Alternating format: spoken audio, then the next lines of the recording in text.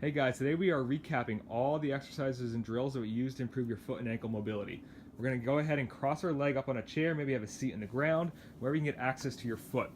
We're going to start down at the toes. We're going to actually do some toe splaying, trying to improve the mobility of the web space between each toe. So we're going to start at the big toe, maybe move them up and down, side to side, hold for a little stretch between each one. Don't worry about spending a lot of time, just kind of move back and forth, feel the stretch, and move on. Maybe about a minute or so messing around with the toes. We're then going to go ahead and grab our hand and we're going to interlock our fingers in between every single one of our toes. And yes, it may be difficult at first. This is what happens when you have dancer feet.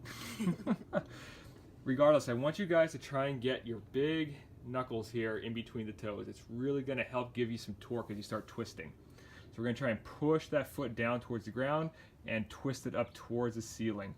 Once again, going into all those end ranges, back and forth, up and down. Maybe try and take your toes towards your shin, pull them down towards the ground. Yeah, really just start playing around.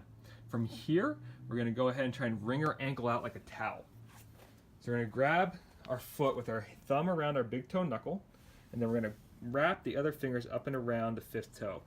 We're going to have the palm of our hand on top of the heel, and with that palm of the hand, you're going to act like you're driving the heel down towards the ground as you're twisting with the opposite hand up towards the ceiling. We need a lot of mobility out of this foot. There are 33 joints here. It's supposed to be mobile. After we spend some time wringing out that foot, we're then going to clamp our hand around our midfoot or metatarsals here, and now we're going to use that palm of the hand to really drive that calcaneus, that heel bone, down to the ground and lift it up towards the ceiling. This is called calcaneal rocking. So you can go back and forth here maybe for about another 30 seconds. After we get done playing around with our feet, we're going to go after the front of the shin here next. So you're going to try and sit back onto your heels, and you can see a nice big stretch into plantar flexion here on the top of her foot. Now she's going to go ahead and try and pull her thigh up.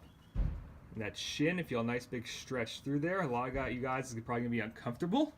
But once you find that end range, that stretch point, you're going to try and push the top of your foot into the floor, the rug, whatever you got going on there.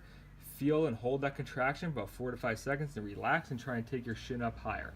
This is a contract relax technique, and you go for about 8 to 10 times per leg on this one. After we get done each leg, we're going to try and sit up on our toes, because for this guy, we're trying to improve our great toe extension.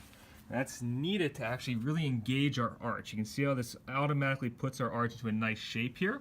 So we should need about 70 to 90 degrees of this. So spend some time sitting back on the heels, get a nice big stretch through that big toe knuckle.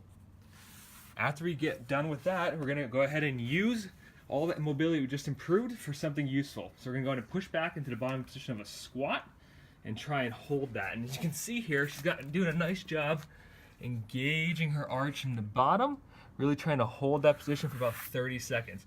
Guys, these are great drills to go ahead and utilize just at night when you're watching TV. I know if you get after it and the more consistent you are with it, your feet will love you for it.